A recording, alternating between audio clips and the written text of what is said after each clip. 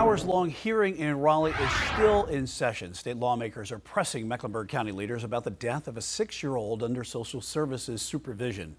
Queen City News reporter Matt Stell is in Raleigh, and he shares the back and forth about the death of Dominique Moody, which everyone agrees was avoidable. Representative Carla Cunningham says too many eyes were closed as lawmakers here in Raleigh trying to get to the bottom of who failed Dominique Moody. Was it CMPD? Was it the Mecklenburg County Sheriff's Office? Or was it the entire child welfare system here in the state of North Carolina?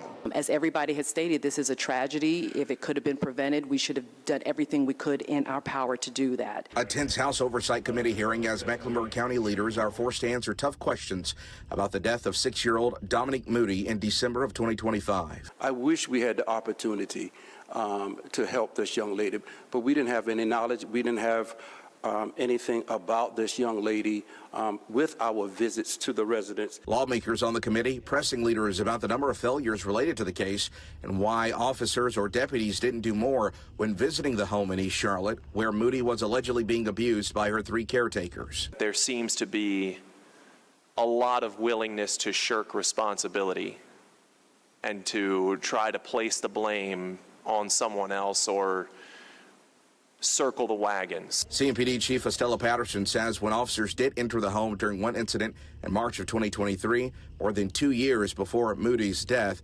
officers said the children inside looked to be in good health. I think we need to have more communication, definitely with our DSS partners. I think that we could do more thorough investigations when we look at these kinds of cases. The toughest questions were for Mecklenburg County Manager Mike Bryant, who said his office fired caseworkers who failed to do enough in the Moody case, but that the county is back on the right track and planning to hire more staff and correcting shortcomings identified in a state investigation. We have an obligation to learn from this case and strengthen the systems entrusted with protecting all vulnerable children. That commitment remains my highest priority. A 6-year-old girl was found dead in a dog crate in your county. That is unacceptable. And not only was she found dead in a dog crate, she was found dead in a dog crate after years of reports that went uninvestigated and unheeded. Meanwhile, Moody's uncle believes what he heard today just shows failures of bureaucracy. It doesn't take a sightless person to see what was going on at that residence. So somebody should have spoken up for the children. In Raleigh, Matt Stell, Queen City News.